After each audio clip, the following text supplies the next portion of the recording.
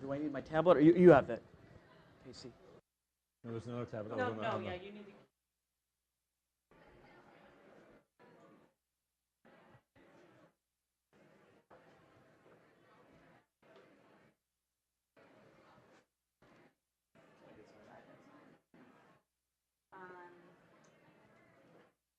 Are you on Slack?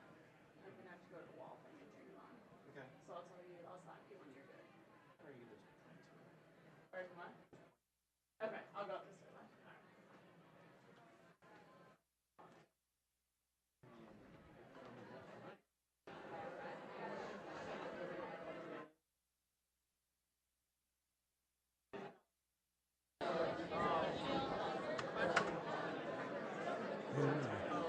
Sorry?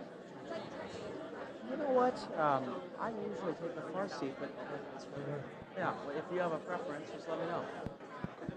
Hello? You working?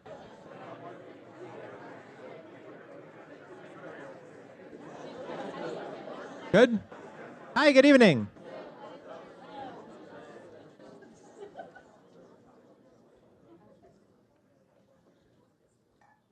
Good evening. Welcome to Matter. For those of you who haven't spent a lot of time here, I'm Stephen Collins. I'm the CEO of Matter. This is Tales from the Trenches, one of our signature programs where we bring entrepreneurs who have built interesting companies and who are building interesting companies to talk about their journey along their way, their successes, their failures, the kind of trials and tribulations that they've experienced along the way. A little catch up on Matter. We're getting close to 3.5 years old now. We are a startup incubator. We work with about 220 healthcare startup companies of all stages, all technology types, and increasingly all over the world. We have about 50 corporate partners. We help them accelerate their own innovation capabilities, and then we're a nexus for the healthcare community, and we do events like this where we try to bring together interesting people to talk about interesting topics. And tonight we have a great speaker, and a really interesting speaker, and a really interesting topic. Tim Barry has started 7 companies. VillageMD is the latest of those, and he's really pioneering in the area of value-based care. And there are, for all of you who are in the healthcare field, value-based care is something that people talk about all day long, all the time, and most people we find aren't actually doing it. Tim actually is doing it, and he's having really impressive results over the last few years with his company. Tonight, Rishi Shah is the chairman of Outcome Health, and he runs a venture firm called Jumpstart Ventures. He will be moderating. For those of you who've been here before, you've seen him moderate many of these. He always does a really excellent job, and we're really glad to have him here with us. So please welcome Rishi and Tim.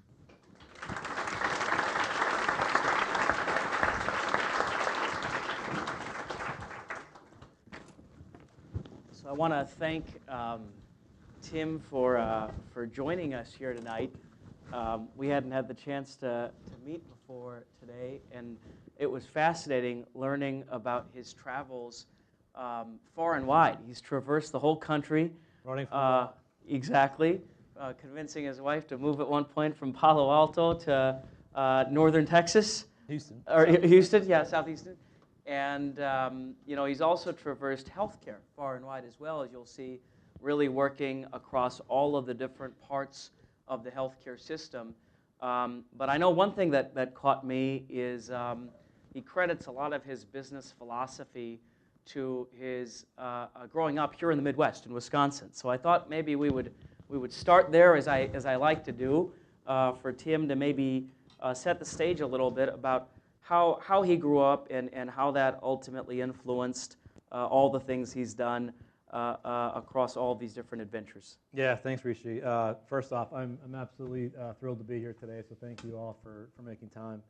I hope this meets your expectations. So yeah, I was born in Manitowoc, Wisconsin, raised in Sturgeon Bay, Wisconsin. Door County, for those of you that don't know that. And I will tell you that one of the things when I think about the work that we do every single day at VillageMD, in particular, my focus around healthcare, is that I was fortunate enough to grow up in a family with two amazing parents and two amazing siblings, and in a community where caring about other people and doing the right thing mattered.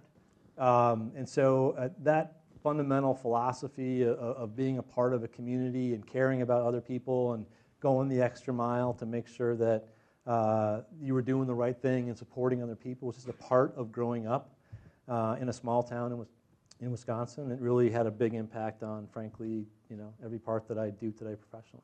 Yeah, and it's interesting. You'll see, as I think he talks about all of the things he did, some of them seem now like common sense innovations, but they were really focused on community and some of the aspects of bringing people together when that wasn't necessarily a best practice yet or a standard in healthcare as it's becoming a little bit more. But Tim, you actually started outside of healthcare, right? You started at 28 with your very first company, Yep. Evo Knowledge. Yep. And I'm sure there's some people in the audience here that can relate. They're thinking about starting their first company and they don't know if it's going to work or not. And this one had a big impact on you. So tell us a little bit about Evo Knowledge, how you came to start it, how it went, and what you took from it. Well, the punchline is it had a big impact because it was a huge failure. That's part of the punchline. But with that said, that which does not kill you, right? So the idea behind Evo Knowledge was frankly based off of a Benjamin Franklin quote. And that quote is that knowledge is not knowledge until shared. And so I had a job prior to starting the company where I worked as the director of global knowledge management for PricewaterhouseCoopers Consumer Products Division. And so I was, as we were reading about this movement towards a knowledge-based workforce, I was pretty intrigued by this notion of that which people learn, right? And this idea that, for many of us, we all work for companies. We might be in a company for 2 years, 3 years, 4 years, and if I'm not being paid based upon the strength of my back, and in fact I'm being paid based upon what I know, wouldn't it be an amazing thing for companies if you could really capture that knowledge that people have that's most relevant to their business? And so that was the premise behind the business. It was a really fun, exciting time. I'll never forget. It's like 2003 kind of. No, this is actually. This is even earlier. Yeah, this is sort of 1998. I'll never forget. So, the internet bubble crashed. For those that can sort of recall that period, and I'll never forget calling my father saying, hey, Dad, I'm thinking about leaving this job and to start this business. And he what's the business? And I described. And he's like, well, it's sort of an internet company. And I said, yeah. And he said, well, you're reading the paper these days, right? And yes, Dad, I'm aware of the risk, right? But it was one of these things where I just felt so passionately that I needed to try to explore this, right? And I've always been fortunate enough to kind of mostly pursue things that I'm passionate about. And education was something that at the time I was very passionate about, and so. It was a great experience. For those of you that live and breathe it every day, you know exactly what it's like to set your alarm for 4 a.m., to work just about every night till midnight, to love every second of it, right? It's sort of, you feel these flashes of brilliance, you feel these horrible lows of mediocrity, and along the way, it was. It was a great experience. We did a lot of great work. Yeah. It was a great technology solution. We were, I think, voted one of the top technology solutions for 1999 or something like that from the Chicago Tribune. And yet at the same time, it was a difficult time to be selling solutions into corporations, Right. which is what our primary customer base was. And it was kind of funny because we would go into these corporations, and we did a lot of work around leadership, right? So part of the thought process we had about how to, get into the front door was, let's go in and try to sell into the C-suite of these organizations. And so you'd sit down with members of the C-suite from Tribune Company or Grant Thornton or Pricewaterhouse and these big companies, and you'd say, well, we're going to create leadership lessons based upon everything you know. How cool would it be for all your employees to know everything you know, trying to stroke their ego, right? And so there was generally some intrigue, But the irony is that the level of bandwidth that the IT departments were willing to open up for video-based content in 1999 was de minimis, right? So, I mean, the most common thing that people viewed in terms of video online in 1999 was porn, right? So it was like, wait a minute, how do we control to make sure that people know that they're not watching porn, as opposed to, they weren't worried about the NCAA tournament, they were worried about porn, right?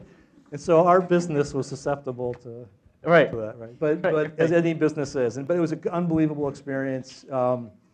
Truly, like objectively, from an economic standpoint, failure. Right. Pure failure, and I can't tell you, like, the amount of angst that I put into, or the amount of effort putting into the company, to then end up knowing that, there's, 3.5 years of lost income, let alone every dollar I'd ever saved up until that point in time went into that company, and to walk away with a goose egg, didn't feel very good, right?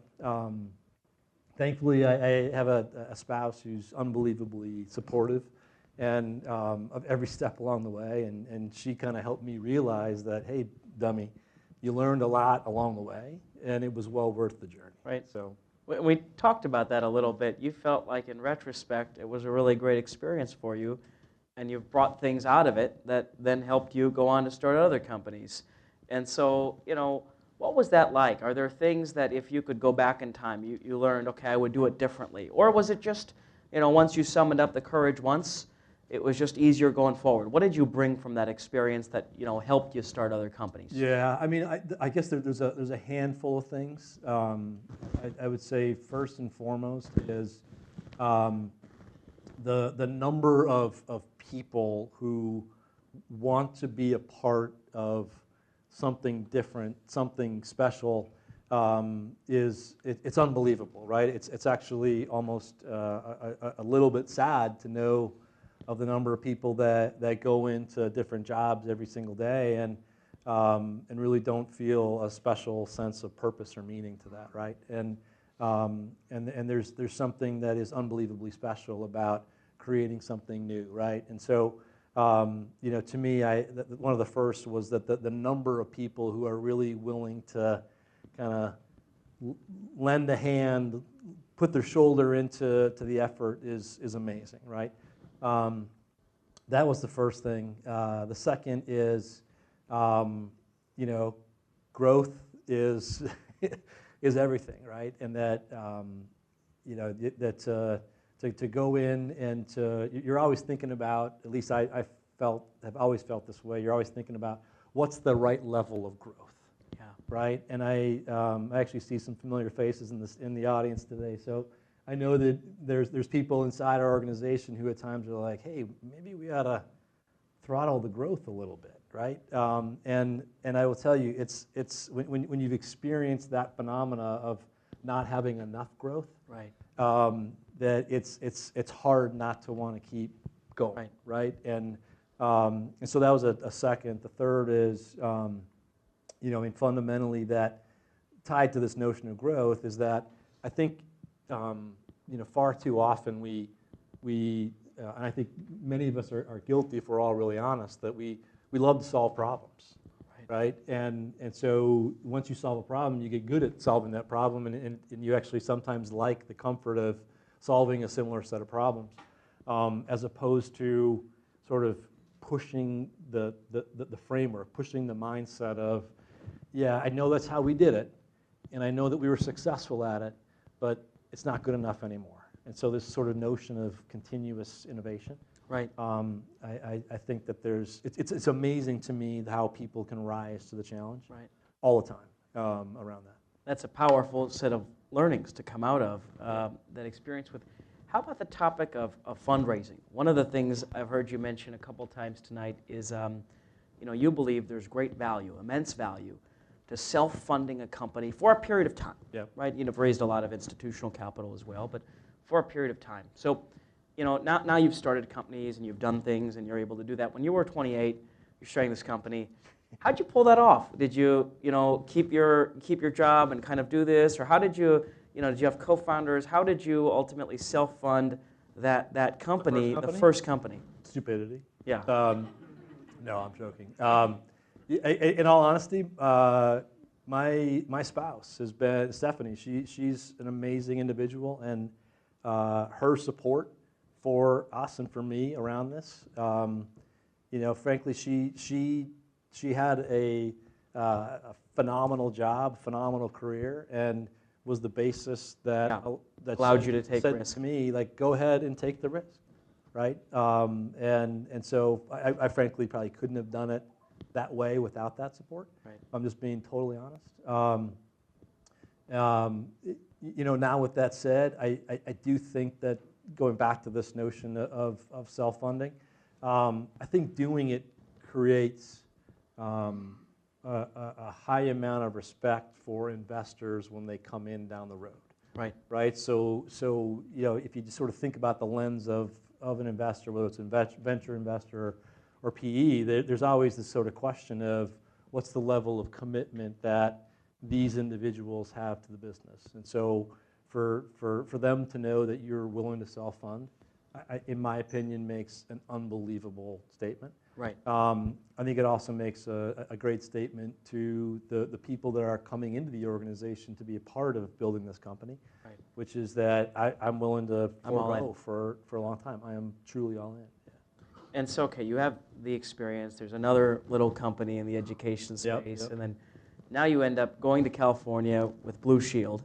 Yep. And tell us about that experience. How did you end up there? And then some pretty interesting things happen while you're there that begin this next set of entrepreneurial adventures. So tell us about the few years you spent there. Yeah. So it's kind of interesting because at the time I was a digital media technologist, right? And some of our technology team that's here in the room I know is laughing right now to hear me say that, and that's okay. But part of the reality is that the space we were living in at the time was, from a technology standpoint, was pretty interesting.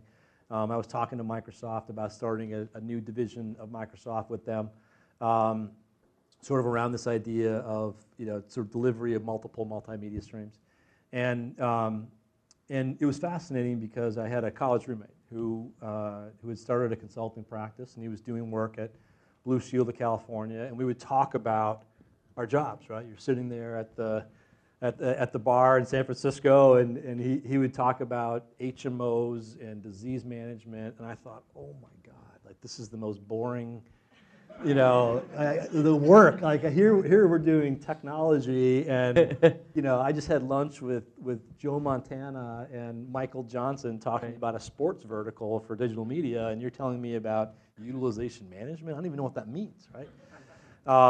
And so he ended up selling a consulting project into Blue Shield, and frankly, just out of necessity, he called me up and he said, I know you don't know anything about healthcare, but can you just please try to come in and be a smart guy for 2 weeks, and just ask some questions, help me out until I can find someone who actually knows what they're doing to come in and help on this work. Got it, I'm good. And so I came in, and 2 weeks led to a few years. Right. And there's a few sentinel events really that happened at Shield that fundamentally shaped, frankly, the rest of the trajectory of my career. The first of those was I started doing some work on disease management for Blue Shield. And Blue Shield was in the process of looking at and evaluating all these different vendors.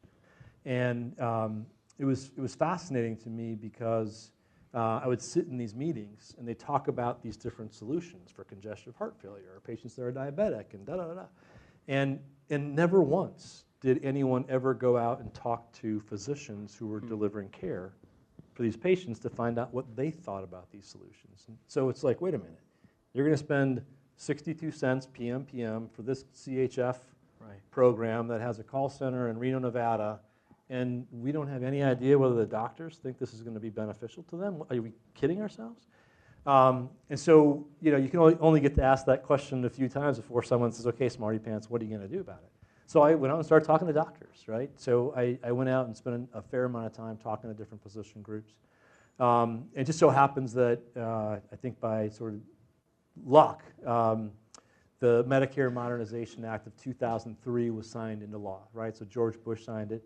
For those that remember, it was a pretty contentious debate, but it was signed into law. And what that did is it introduced the prescription drug benefit into the program was called Medicare Plus Choice prior to that, now called Medicare Advantage. And the second thing was that the head of CMS was a guy named Tom Scully, who later became one of the founding board members of VillageMD. And what Tom introduced was this idea of acuity adjustment. So HCC coding, for those who are familiar with the terminology. And what that did is that it fundamentally changed the way you've got to think about the Medicare Plus Choice program, in that, or Medicare Advantage, in that in the world of Medicare insurance prior to that, the way an insurance company would work was be like any other insurance company, right? You make some actuarial assumptions based upon the population you think you're going to have, what their cost of care is going to look like, then you price an insurance product based upon what you think your claim activity is going to be, right? That's how insurance works. And then you pray to God that your risk actually comes in less than what you priced. What this change did was that it fundamentally said, we're going to now start paying you more as an insurance company for sicker patients. And we're going to pay you less for healthy patients. So if you're a 65-year-old who's out running 7 marathons per year, your risk score might only be 0.3, therefore your reimbursement might only be $240 PMPM, versus a patient that has COPD, diabetes, CHF, their risk score might be 3.6, and their reimbursement's going to be $4,000 PMPM. Right. And so what it did is it fundamentally, from my view, it changed the orientation, which was that if you're going to be a plan and you're going to optimize your results in the risk that you take, you've got to start fundamentally engaging with providers very differently, because that which you do as a plan is only so much. You're not delivering care. That's right. And you can only have so many years of 600 to 700 basis point increases in healthcare cost trend before you got to start thinking about a different solution. So those were kind of the impetus Absolutely. behind me leaving. And you know, it was interesting because there's so much focus on more recent government reforms.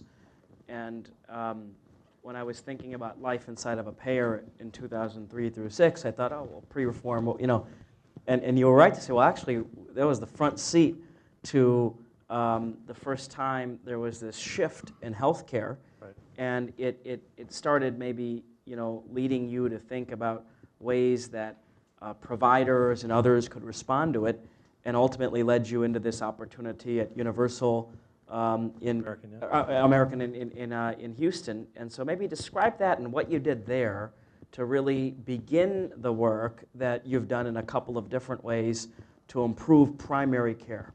Yeah, so the whole premise behind, so Universal American, when I joined, it was a risk-bearing IPA that had 2 different global capitation contracts for Medicare Advantage, and it just created a health plan.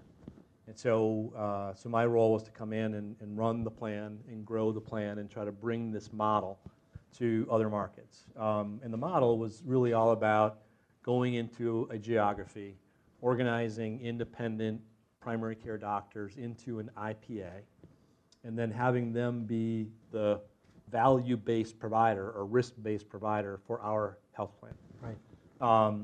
And it was interesting, Rishi, because you know, it was, for me, it was the first time witnessing, frankly, the power of what primary care can do on a few different levels. So first off is that the cost of care that we were able to deliver to with equivalent levels of quality was as much as a 25% reduction in Medicare AB costs. And it was all really about this care coordination-based model, which was that, you know, prior to Universal American, these would be Medicare beneficiaries who were sick, dealing with complex chronic disease, having to navigate the healthcare system on their own. And so what we said, because we were partnered and we shared all the profits, if you will, with the doctors, is that we basically said, how do we create a better model that coordinates care, that has resources that are tied to you as the physicians, that can be much more proactive in terms of when you see patients. You can see patients more frequently, as opposed to high-risk patients that are seen once, maybe twice per year. Let's agree that they should be seen every 60 to 90 days. And let's make sure that that happens, right? So more management of the scheduling and flow of the population. Correct, Yeah. correct. Yeah, so that was, I mean, so the interesting things from my lens around it were really all about seeing the power of primary care coalesce around a better clinical model, right? So it wasn't, we didn't go out there and say, hey, you're going to make X $100,000 more. It's funny, so one of the co-founders of our business, a doctor named Clive Fields, he loves to joke and say that when you go into primary care, you actually announce to the world that you make poor economic decisions. But by definition, it's the lowest paid specialty, and so therefore, and it's a joke, of course, because the orientation is it's more than just the economics. Sure. And so, so to go out to organize primary care physicians to say this is going to be worth your effort. And the reason is because this is a better clinical model. This is about a better solution for your patients. And oh, by the way, when we do this, yes, you will benefit financially. Right. But it had to fundamentally reinforce this notion that it's about the patient. And do you find physicians receptive to it? When they would join, how would life change for them, and do they really enjoy that? And it sounds like that bled through into what you did later. Yeah. So I think that, So a couple of other things just from the time at Universal American. One of those was that we built 53 networks, 53 markets of Medicare Advantage around the country. What that signaled to me is just an unbelievably pent-up demand, maybe a latent demand in terms of primary care, which is bring me a solution that is consistent with how I think about better patient care for my patients, as opposed to, hey, I want to build a network and I'm going to sell, Exxon and we'll get a new account and you'll get 52 new patients. That is not of great interest to the docs. Having a solution that actually makes life better for their patients and for them along the way was the key. So that learning is frankly kind of the impetus that sort of, to your point, pulled through to what we do now as VillageMD. And so, you went from a plan to the IPA, and then ultimately you end up at Accretive, working with health systems. Correct. And starting a business inside Accretive. And so tell us a little bit about that experience, and then ultimately how that led you to VillageMD. Yeah. So Accretive Health, this is 2009 timeframe. Accretive Health, now called R1. Chicago-based company. Mary Tolan was the founder. Absolute brilliant mind. Mary's a huge supporter of what we do today. And so Mary was out building this revenue cycle company. It was huge customer base, some of the largest health systems around the country. And the thing that she kept hearing from the CEOs of these health systems was, I'm thinking about this. At the time, the legislation of the Affordable Care Act was sort of circling around, and how do I think about that? How do I think about these Medicare ACOs? How do I, value-based care was actually talked about. And so she said, you know what, I think there's an opportunity to create a business that really provides an infrastructure solution to the PCPs of health systems. And so she recruited myself and Dr. Clive Fields to come and start that business. And it was fascinating because we had a chance. So there's an orientation for many of you who may live in the delivery system. If you know all this, I apologize, but it was a sort of a general orientation from a lot of independent physicians, which is that the physicians who work for a health system, maybe they sold out. Or maybe they're not going to work as hard, or they're not going to be as entrepreneurial. And Clive and I had a different view. And our view was that, regardless of whether you're a solo practitioner or whether you're in a large employed multi-specialty medical group, at the end of the day, this is about patient care. And people who choose the profession of primary care, they've been sort of the system's really not worked for them, and that there's an opportunity to provide resources, people, process, technology, so that if we change the nature of the contracts that they have with the payers, and that we can bring them an infrastructure that helps them identify high-risk patients, provide incremental care for those high-risk patients, do it in a way that's coordinated entirely through the lens of what the patient wants and the doctor wants, that we can create value. And so we were able to demonstrate that fundamentally in spades, had great success with the business. The business was frankly taken off like a rocket ship. And then for those of you that know the story of Accretive Health, there was an unfortunate incident that happened in the state of Minnesota, and the Attorney General came in, and the rest became history. It fundamentally cut my business off at the knees, the population health business. And at that point in time, Dr. Clive Fields and Paul Martino, who's the other co-founder, the three of us got together and said, you know what, we've all lived inside of health plans. We've watched the power of what primary care can do through the lens of a Medicare Advantage plan, where we saw great results, even though the docs were only caring for a small portion of our population. We saw the power of this model inside of health systems, which, depending on the leadership of a health system, either wants to drive towards value, or frankly, they want to drive more referrals to their hospital. And in that right leadership construct, we saw the power of this model unfold. So we said, let's double down and let's go do it. The whole thing. Yeah. And so, what was that like when you say, okay, we want to do this? Was it a moment in time where you decided to do it? Was it maybe a series of things as you thought about what to do next? And did you know immediately you wanted to work with your partner? Yeah. And as you put that initial team together, what was that like at the nucleus stage? What were the first things you all decided you wanted to go do? Now, of course, you're 700 plus people and in lots of geographies, but take us back to that maybe first 6 months, first 12 months. Yeah. So one of the things that part of it was that,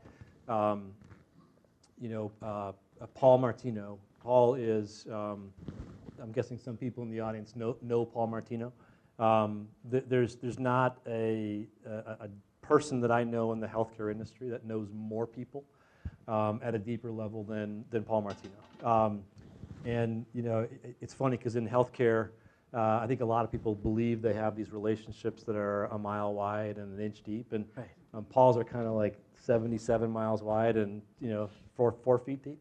And so one of the things that we knew that we needed to have to be successful was a different kind of relationship with health plans, so that to Stephen's opening comments, to do value-based care, you have to have a value-based contract. And so to make sure you had plans that were willing to make that level of investment and support was a key thing. And so, and Paul brought that at a level and in a way that frankly, just it mystifies me to this day.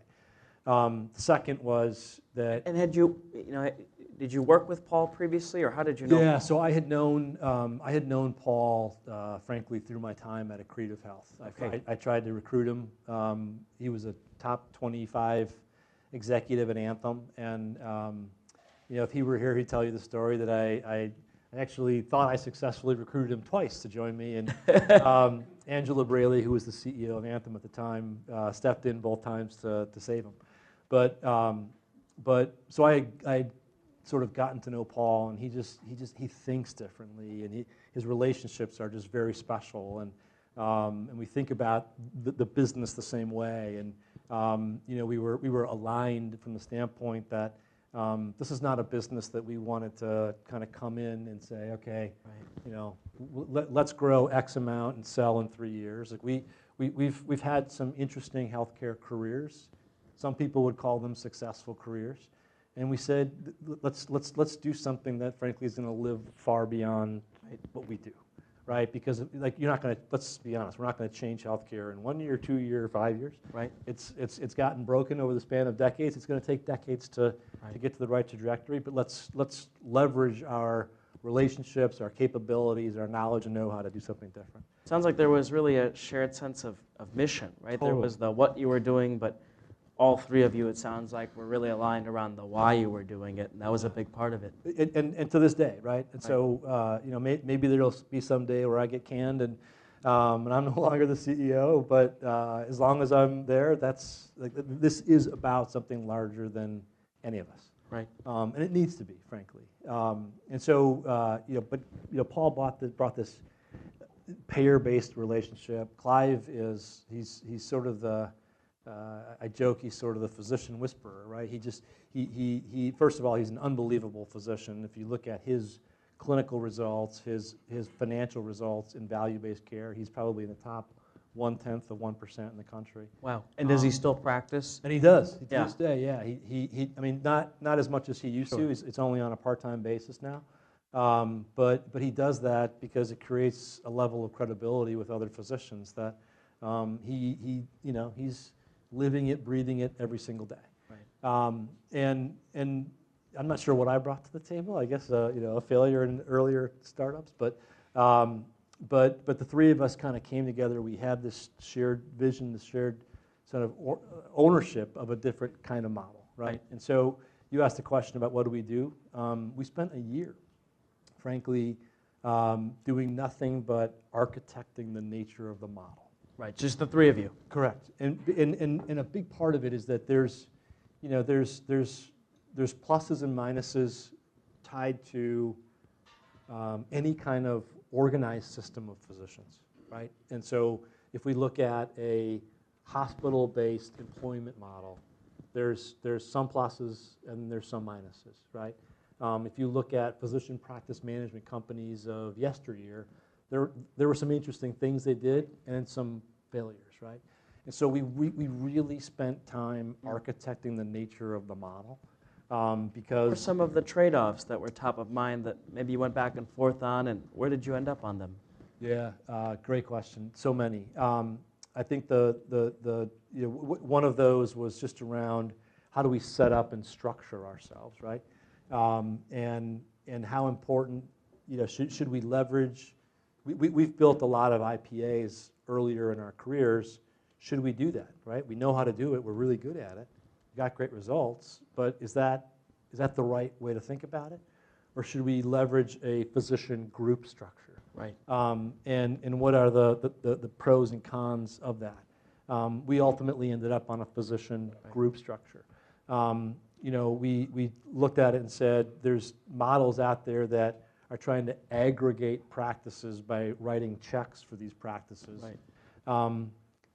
That didn't feel like the right solution to us.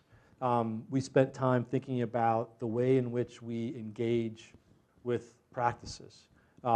Everything from the data platform, right? So we do not, it always felt like a lazy answer to us to say to a doctor, hey, good news, we're aligned about you joining our group. Now we want you to go through the horrific experience of implementing a new EMR. Right. I know you made the decision and you incurred all the costs of going on to Athena, but now I want you to incur another 150 grand to go on to Allscripts. That felt like a lazy answer if we really are a physician-focused organization, right? So we said we're going to build a platform that looks at 3,700 plus data elements out of an EMR, and we're going to get unbelievable technology minds to come in and ensure that we can get that. And as long as we can demonstrate that we can capture that data and pull it into our primary care operating system that includes claims data and hospital data, if we can do that at a cost less than it costs to change someone's EMR, then the right thing to do is to do that. So that you'll let them keep their preferred medical records? 100% of the time. Wow. And so far, we'll find out if we stay that route forever, right, folks? But that is, it feels like the right path, right? There's too many great technology minds not to be able to figure that out, right? As opposed to, I mean, so part of it, what you're hearing is also a cultural mindset that is, I really don't know of another company in the industry that wakes up every single day and focuses 100% of their emotional effort, financial resource, and people resource in making life better for the docs, so Right. we can make life better for the patients. Well, that's one of the first things I kind of noticed. The center of gravity at the company is all around resetting the experience of the physician, Yeah. and thereby affecting outcomes for the patients. But Correct. you start at the physician. So how will that work? You know, if I'm a primary care physician and I join VillageMD, Yep. you know, what will surprise me? What will I, be delighted by? How will my day change? What won't change? You know, how will that process work? So a few things. One is that I will tell you, we take a lot of pride if a doc says 9 months in, I don't notice that much that's Changed. different, right? So that to us is, I mean, Good thing, maybe. if you've got an axe to grind, then that's not the best thing. But things like the scheduling of patients. So if a physician is accustomed to seeing 24 patients per day, today the way that happens is that 24 names just show up, and you show up that morning and you see 24 patients, and hopefully you stamp out as much disease as you can in 15-minute increments. And the way because of our data, our technology, our predictive algorithms, we're identifying patients who need to be seen. And so Right. part of the scheduling process changes where you still might see 24 patients, but who you saw that day, we're a lot smarter about who was seen that day. So did the doc see anything differently? I don't know. But a big change had to happen for that to occur. And you'll centralize that function, right? Of choosing the patients and So the analytic, the technology, the analytic work, et cetera, Right. the deployment of what we do is all in the field. It's all in the practice, right? So you're going back to the structure of the business model. It wasn't that we're going to centralize stuff and gain efficiencies in the tiny amount of admin dollars. We're going to have everything be embedded into the practice, into the fabric of the community, where we can actually solve a problem. So let me give you a tangible example. So I ran a $3 billion Medicare Advantage plan. We had all kinds of nurses in a care management function, and we were proactively calling to high-risk members. And so if one of the care management staff were to talk to a patient, and they'd say, "Are you taking the medication that the doctor gave you today?" And the answer was no. Well, the only way you could disposition that phone call, if you were calling from a call center in Houston to a patient in Chicago, was to say, well, you better talk to your doctor about Right. it. So did I solve your problem?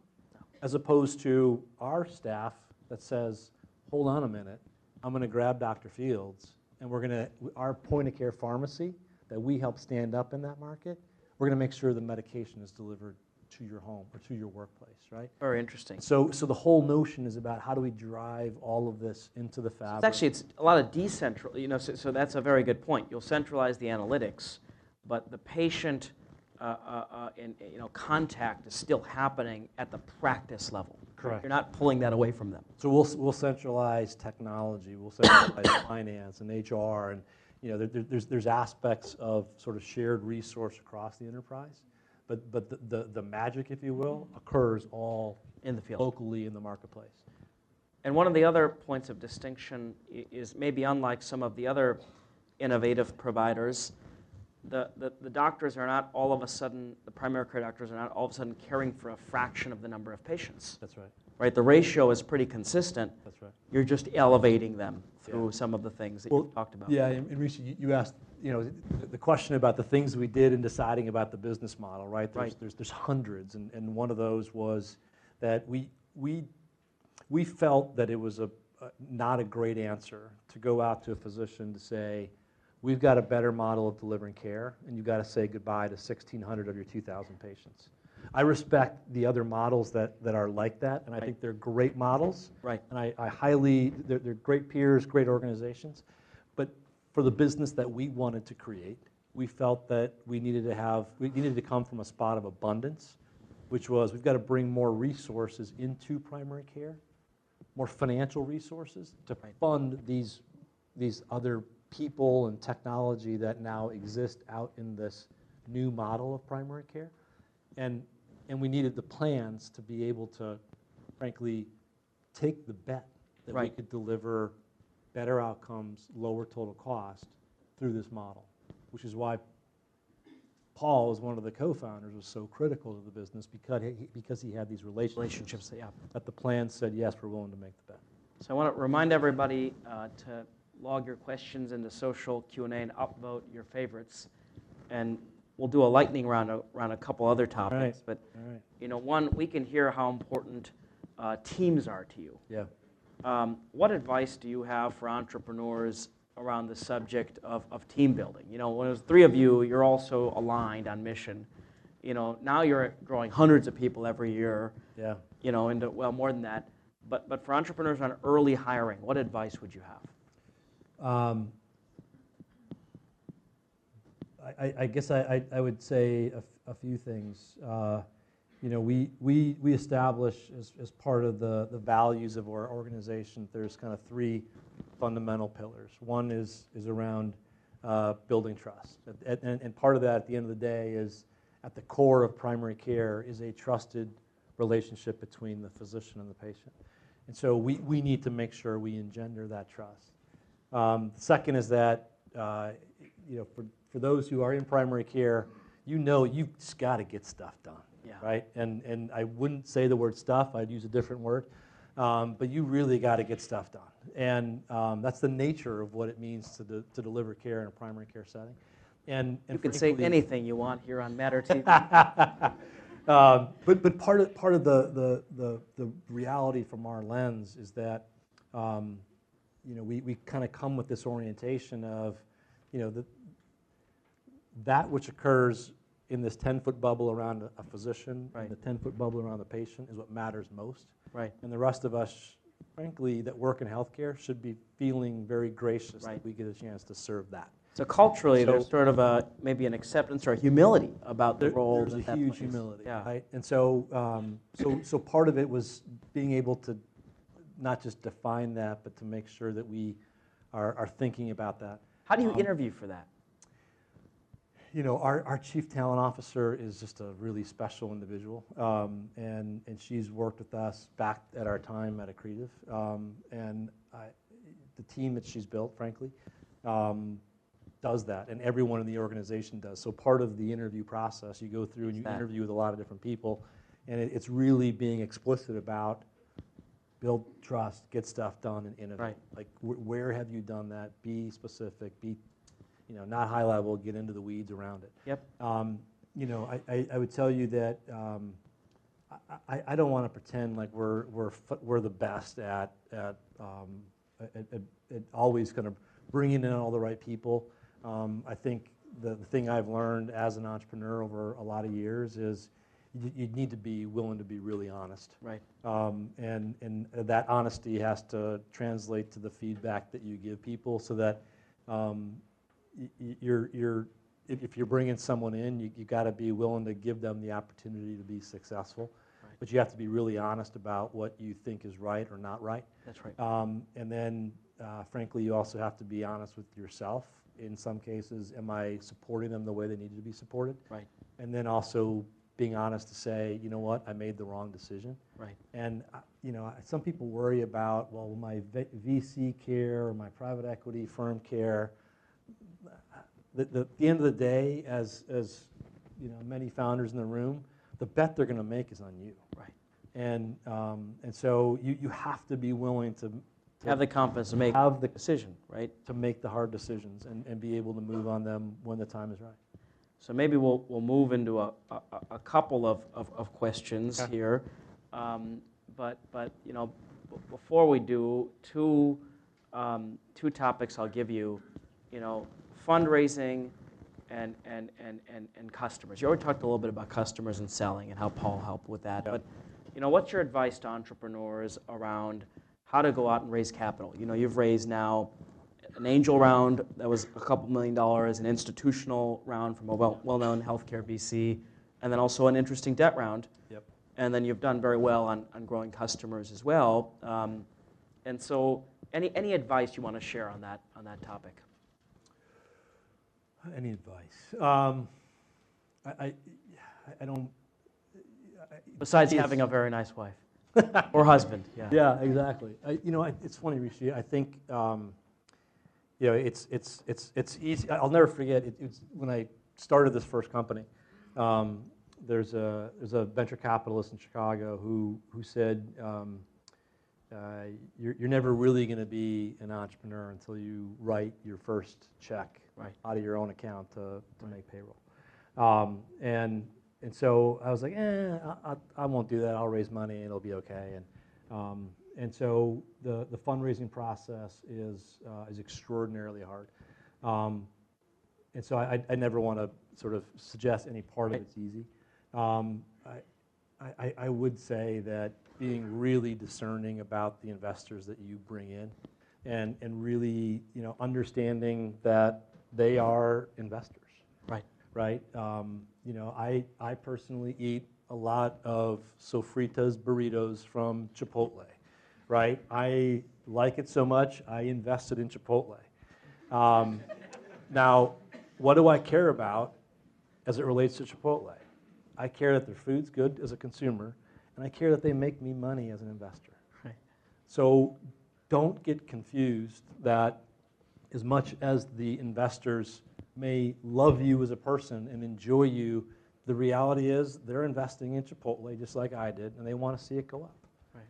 And that's no knock on the industry of investors, but you got to remember more than anything else that this is your baby, right? This is an extension of who you are, and if you all put as much into it as I know everyone here does, whoever you bring in, you've got to understand that they are only that investor. Right. And then I think you need to be really discerning about what you need from that investor, right? So in our case, I don't think of the customer as Anthem or Humana.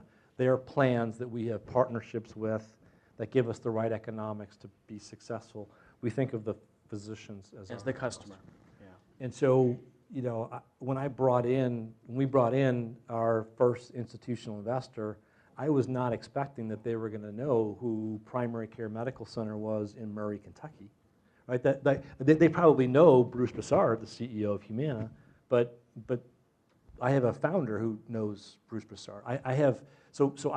We thought about it a little bit differently, which was, let's bring in the capital for the sake of the capital. Let's understand what we want out of it, and then find someone who, frankly, we could diligence the heck out of. Right. That is someone who is really comfortable in the good times and the bad times. Right. Because there's plenty of each, right? Right.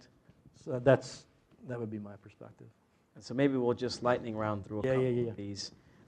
With so much consolidation occurring among physician practices, how do you think the VillageMD model will survive? In all honesty, I think we're going to continue to be one of the fastest growing, thriving models. And so You're benefiting from the... I mean, in all honesty, so if I look at across our markets, the model that is the entrenched model is hospital-based employment. Right. We have a ton of growth every year occurring from physicians who are employed by hospital systems that say they're not concerned about the same stuff you guys are. Right. So we're going to leave and join VillageMD. So how do you we talked a little bit about this. How do you compete with or think about your peers? Oak Street Health in particular is mentioned here. We had them on in the program earlier in the year. How do your solutions differ, better or worse? Different. I think that I'm a big fan of what Mike and the team have built at Oak Street, and Chris Chan at ChenMed, and Rashika at Iora. Their model is a model of concierge medicine, concierge-like medicine for low-income seniors. Right. Our model is to say that if we're going to truly have a systemic solution for primary care in this country, we can't say goodbye to 80% of the patients and only focus on kind of cherry pick a small subset of the patients, albeit unbelievably medically complex, a population that needs that kind of model. If you look at our results on quality and cost of care, our results are as good as theirs, if not better, for the Medicare population that we serve. And we also do it for Medicaid, and we do it for commercial. So it's a different kind of model. How do specialty practices or systems, for that matter, collaborate with VillageMD to get referrals and to coordinate care? Yeah, it's interesting. It's kind of a market-by-market phenomena. We leverage this primary care operating system that we have that allows us to pull in the clinical data as well as the claims data, and to be able to really better evaluate and understand the capabilities of different specialty providers. And then we frankly identify what we believe are the high-performing specialists, and then bring them in for the docs that we're partnered with in that market to make decisions on who do they believe are the right. We present all the data to the physicians so that I'm never making that decision. I can't make that decision. Right. Docs can't. So it's a matter of unleashing this data into the hands of people who can do something differently with it. Right. So that they can refer not to who they played golf with last Sunday, but who they fundamentally believe are the highest quality specialists. Tim, maybe where we'll end here is, a little bit about talking about, what you envision 3 or 4 years from now, when you peer into the future, whatever that means, whatever time period. But I also want you to maybe ground all of us, because you've been incredibly humble when I think through the achievements of VillageMD as well, in what you've already validated. So the company is hundreds of millions in revenue, growing very, very fast. Yep. Also growing fast in terms of the number of people, over 700. And I know there's some outcomes you shared as well, a reduction, and I'll let you talk about it, but maybe what have you already validated, and then when you think out a couple of years and you return here, maybe, what do you want to have accomplished during that time? What would be success for you as you peer out into your vision? Yeah, so today, 7 markets, 2,500 PCPs. We do about $250 million a year in revenue. We'll end this year on a run rate somewhere between $500 and $600 million. We just with the docs that we've added so far, as those docs and those markets mature, we'll exceed $2 billion in revenue in the next few years. Those are the high level stats that probably some people care about. There's some clinical outcomes as well. The results that, frankly, I'm most excited about are the fact that, in our markets, patients of doctors that we partner with end up going to the hospital in our most mature markets 40 to 50% less than the rest of the market. Wow. In our early markets, it's as much as a 10% improvement. Or 10% reduction as compared to the rest of the market. If you look at our costs on Medicare AB, our costs are anywhere between 30 to 40% less than the market, and our clinical outcomes. So for Medicare Advantage, we're well north of 4, upwards of 5 stars. Our clinical outcomes exceed sort of regional and national benchmarks. Oftentimes in the kind of top decile performance. And so that to me is what matters most, right? Is to be able to have a better clinical model that does yield those kinds of results. When you ask me about how we think about the future, a big part of how we think about the future is that when people are going through the best and brightest of our country, hopefully think less about going to Goldman Sachs and think about a career in primary care. Right. And that for those who go down the medical school path, that they look at primary care as the best option for them to fundamentally live out a great professional existence as well as contribute to society in a different kind of way. Well, you're certainly doing your part to make that happen. Thank you again for Thank you. joining us. Yeah.